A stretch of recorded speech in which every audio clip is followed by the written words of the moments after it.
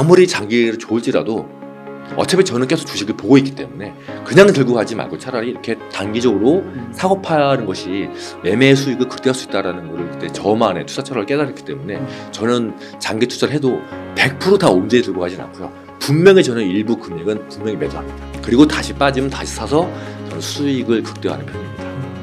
그래서 국민주 대표적인 게 이제 반도체 2차 전지 플랫폼인데 이 중에서 뭐 굳이 좀 우선순위를 꼽자면 네. 2차 전지와 반도체 네. 거기에 좀 더 무게가 실리시는 거예요. 네네. 사실 아직까지는 물론 네이버나 카카오도 좋은 회사임에는 틀림없지만 현재 투자의 매력 측면에서 봤을 때 2차 전지나 반도체에 비해서는 순위가 좀 많이 밀리는 것 같아요. 제가 보는 관점에서는. 네. 반도체 아까 삼성전자 말씀해 주실 네네. 때 정고점이 힘들다고 하셨잖아요. 네네. 근데 상대적으로 플랫폼보다 매력적이라고 하셨고 네. 그거는 왜 그렇게 보시는 거예요? 우선은 삼성전자 같은 경우는 많이 접혀가 돼 있긴 한데 성장성의 측면에서 봤을 때 네이버나 카카오 같은 플랫폼 업체들보다는 성장성이 더 크다고 보고 있습니다. 아 그러세요? 네네. 네이버 같은 경우에도 물론 성장성이 많이 있긴 하지만 성장성만 놓고 봤을 때 네이버보다는 삼성전자가 더 크다는 생각이고요. 그 근본적인 원인은 시스템 반도체. 네. 네네. 2030년을 목표로 해서 삼성전자가 거의 그룹 전체적인 측면에서 또 진행을 하고 있고 또 그쪽에 많은 투자를 하고 있고요. 또 투자뿐만 아니라 실제로 수요가 굉장히 많잖아요. 또 그러다 보니까 글로벌 1위 파운드리인 TSMC도 어마어마하게 막대하게 투자를 하고 있고요. 네. 그 측면에서 봤을 때 분명히 파운드리, 시스템 반도체 쪽에서는 성장할 수 있는 여지가 네이버나 카카오 같은 그 두 종목들보다는 훨씬 더 크다고 보기 때문에 성장의 측면에서 봤을 때 삼성전자가 훨씬 더 유리하다고 보고 있습니다. 하지만 삼성전자가 10만 원을 가기 위해서는 시스템 반도체에서 정말 TSMC를 따라잡아서 1위를 해야만 주가 모멘텀이 붙어서 갈 수 있는데 그러기는 사실 어떻게 보면 쉽지 않다는 거죠.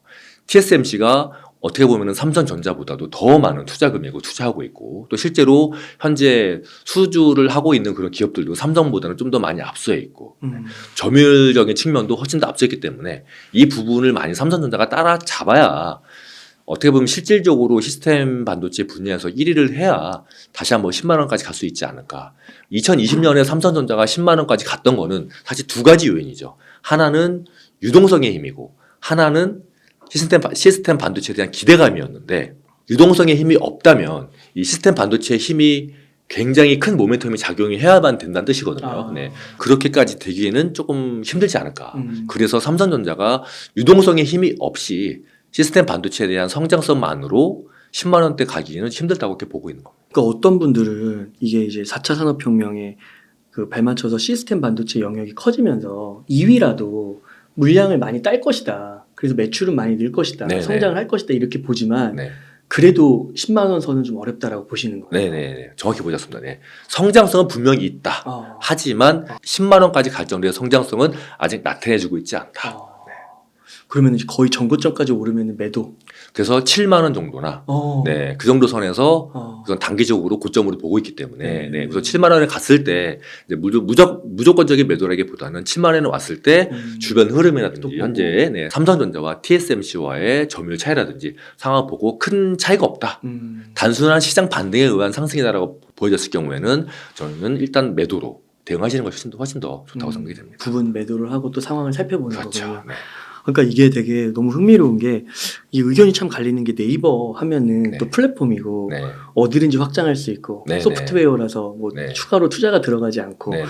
또 뭐 웹툰이나 포시마크 그렇죠. 이런 것들을 인수함으로 인해서 네. 미래 성장성이 굉장히 크다. 네. 그래서 삼성전자에 버금가는 네. 그런 기업이 될 것이다라고 또 보시는 분들도 있더라고요. 네, 맞습니다. 사실 저는 개인적으로 카카오보다는 네이버를 좀 더 좋게 보고 있고요. 말씀드린 그 웹툰이라든지 인공지능 같은 네, 그런 부분에 좋게 보고 있는데 문제가 뭐냐면 우리 투자 자금이 한정되어 있다는 거죠. 네, 그러다 보니까 저 같은 경우는 자금을 이렇게 많이 분산하는 건 좀 좋지 않거든요. 종목이 여러 개가 있을 때 그 중에서 최우선적으로 투자할 종목들을 우선적으로 가려놓고 네, 거기에 대해서 집중적으로 투자를 하는 게 좀 더 좋다고 생각이 되고요. 또 저 같은 경우도 이제 투자를 많이 하고 투자라든지 단타를 많이 하다 보니까 종목 수가 많아지면 저희가 하는 게 한계가 있더라고요.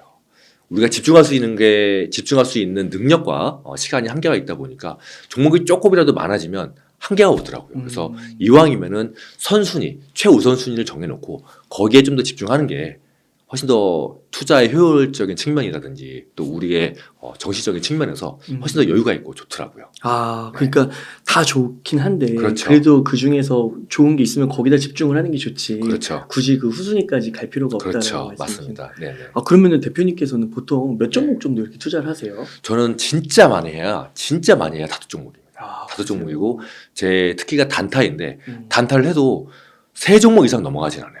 보통은 한 번 들어갈 때 단타 한 번 들어갈 때 한 종목이나 두 종목 정도만 들어가는데 두 종목만 들어가도 좀 정신이 좀 없어요. 아, 네, 그래요? 왜냐하면 이 두 종목의 주가 흐름을 계속해서 비교해야 되기 때문에 네.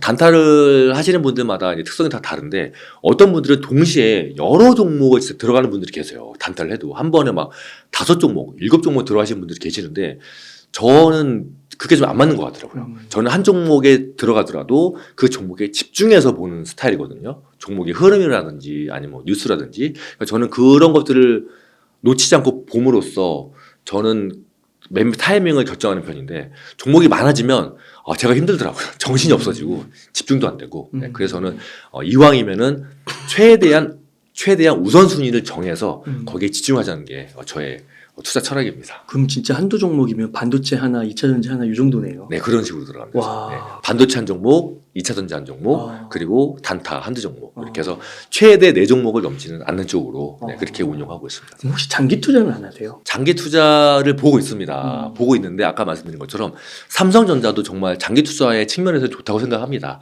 다만 제가 보는 시장의 뷰가 제가 만약 현재 시장을 쭉 우상할 것이다 라고 보고 있으면 팔 필요가 없겠죠. 네, 계속 보겠지만 제가 보는 현재 시장의 뷰는 박스권이기 때문에 네. 저는 시장을 박스권으로 보고 있습니다. 하지만 저는 종목을 장기로 가져간다고 하면 제가 보는 관점에서는 저는 그게 투자에 수익을 극대화하는 게 저는 아니라고 생각하기 때문에 제가 신입사원 때 증권회사에 이제 신입사원 입사해가지고 그러니까 증권회사 직원이 되게 좋은 게 뭐냐면 저는 처음에 제가 3월 달에 입사해가지고 나서 6개월 동안 뭘 했냐면은 앉아가지고 제가 이제 지점에 이제 PB로 근무했었거든요.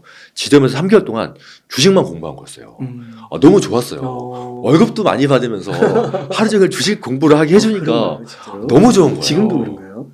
지금 모르겠는데 저는 그 당시에 입사했을 때 되게 좋네요. 예, 지점장님이 너는 공부해 이러더라고요. 하루 종일 지점 돌아가는 흐름도 좀 보고 공부해 이래가지고 저는 진짜 아침부터 출근해가지고 맨날 공부만 했었거든요. 이제 그러면서 제가 이제 어느 날 뭘 하나 제가 깨달았어요. 주식이 10,000원에서 20,000원까지 올라간다고 하더라도 내가 이거를 온전히 10,000원에 사서 20,000원까지 들고 가는 것보다는 주가라는 게 이렇게 쭉 가진 않잖아요. 10,000원까지 올랐다가 2,000원까지 올랐다가 1,000원까지 빠졌다가 3,000원까지 올라갔다가 또 빠졌다가 올라갔다 이런 상승과 하락 파동을 계속 반복하기 때문에 10,000원에서 20,000원까지 쭉 들고 가는 것보다는 계속 구간마다 상승과 하락 이거를 계속 반복해서 봤더니 이 합이 10,000원에서 20,000원까지의 수익 합은 10,000원이잖아요. 이걸 계속 반복했더니 수익이 10,000원이 넘더라고요. 그래서 제가 그때 오후에 지점장님 집에 들어가가지고 지점장님 제가 하나 여쭤볼 게 있는데요. 이거를 10,000원에서 20,000원까지 쭉 들고 가면 수익은 단순히 10,000원인데 이 상승과 파동을 계속해서 했더니 수익이 절대적인 금액이 10,000원이 넘던데 이렇게 해서 하는 게 훨씬 더 좋은 건가요, 지점장님? 여쭤봤었어요. 그랬더니 그럼 어쨌든 간에 수익이 많으면 좋은 거지 이러시더라고요. 그래서 그때부터 제가 계속 아무리 장기를 좋을지라도 어차피 저는 계속 주식을 보고 있기 때문에 그냥 들고 가지 말고 차라리 이렇게 단기적으로 사고 파는 것이 매매 수익을 극대화할 수 있다는 거를 그때 저만의 투자 철학을 깨달았기 때문에 저는 장기 투자를 해도 100% 다 온전히 들고 가진 않고요. 분명히 저는 일부 금액은 분명히 매도합니다. 네. 많이 올랐다고 판단이 되면. 그리고 다시 빠지면 다시 사서 그 물량만이라도 계속해서 매매를 해서 저는 수익을 극대화하는 편입니다. 그러니까 이번에 이제 코로나 이후에 하락장, 상승장 다 경험해 보면서 네. 댓글에 남겨주시는 분이 한국 주식은 확실히 조금 단타도 필요하다라고 네네. 얘기를 하시는 분들이 많아지신 것 같아요. 네네. 그래서 연금 계좌나 이런 걸로 미국 그 지수에 투자하는 거는 네네. 그대로 그냥 매달 적립식으로 사는 분들이 좀 있는 것 같고 네네. 한국 주식은 확실히 미국 시장과 좀 다르다라는 네네. 거를 많이 느끼신다 이런 얘기를 많이 남겨주시더라고요. 예. 그 자금을 좀 배분하시는 게 좋으실 것 같아요. 미국 주식에도 들어가시고, 네. 네, 한국 주식에도 들어가시고, 그러면 이제 선진국 기수와 신흥국에 같이 투자하는, 네. 분산 투자하는 개념이 될 것이고, 다만 이제 선진국과 신흥국은 또 투자의 개념이 좀 다르기 때문에, 네. 또 한국 주식에 투자할 경우에는 또 한국 시황에 맞게 또 매매 기법이라든지 투자 방식을 바꾸는 것도 좀 좋을 것 같습니다. 네. 그래서 이 주식 단타로 매일매일 벌어봤어.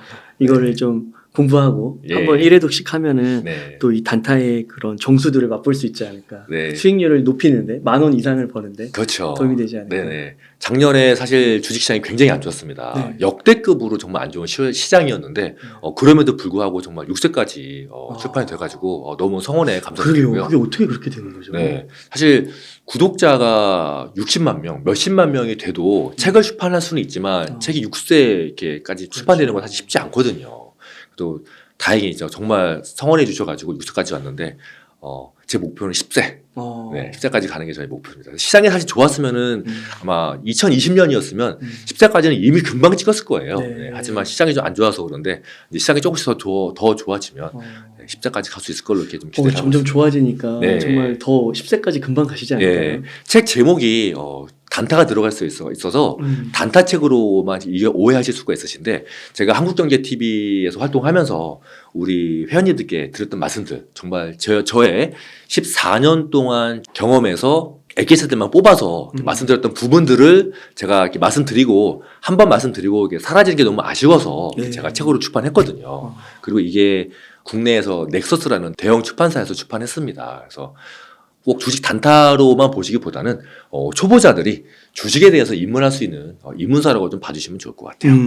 또 그 대표님 유튜브 채널에서 네. 책들 많이 소개해 주시잖아요. 예. 제가 책을 좋아해가지고 제가 이렇게 틈틈이 공부한 내용들 그런 부분들 또 그리고 사실 책 내용이 많은데 그 중에서 제가 봤을 때 이 내용은 정말 중요하다. 또는 나도 이런 내용이 있었던 거 몰랐네. 나도 좀 이 부분을 좀 공부하자라고 한 내용들만 뽑아가지고 저작권에 위배되지 않게 영상에 올리고 있습니다. 그래서 여러분들 책 볼 시간이 없으신 분들 또는 책에 관심이 많은데 뭘 봐야 될지 모르겠다 하시는 분들은 제 영상 오셔가지고 같이 저와 함께 공부하시면서 성장해 나가시면 좋을 것 같습니다. 네, 그래서 책에 이제 단타가 이제 들어가 있지만 네. 이렇게 채널도 보고 네, 또 네. 대표님 직접 만나 뵙고 이러면은 정말 공부 열심히 하시고 네. 여러 가지를 종합적으로 보시고 판단하신다 예. 그런 것들을 느끼게 네. 되는 것 같습니다. 네, 그래서 저도 그렇고 웅단이도 그렇고 우리 다 같이 성장할 수 있는 그런 유튜브 채널이 됐으면 좋겠습니다. 네. 그 대표님 그러면 이제 네. 2차 전지도 네, 좀 네. 여쭤보고 싶은데 예. 그러면은 반도체 삼성전자도 네. 정고점이 조금 힘들다고 하면 네, 그래서 네. 한 7만 원 정도에서 매도 그런 약간 신호를 주셨잖아요. 네, 네. 2차 전지 같은 경우는 혹시 네. 뭐 그런 게 있나요?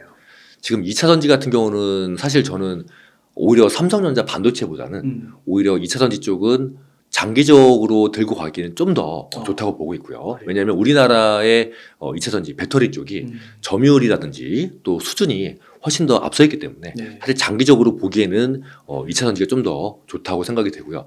다만 아까 말씀드린 것처럼 지금 매수하기에는 조금 많이 어려운 부분이 있습니다. 가격이 올라서요. 예, 아까 말씀드린 것처럼 제가 싹 다 2차 전지와 관련된 종목들을 싹 다 둘러보고 왔는데 많이 올라왔어요.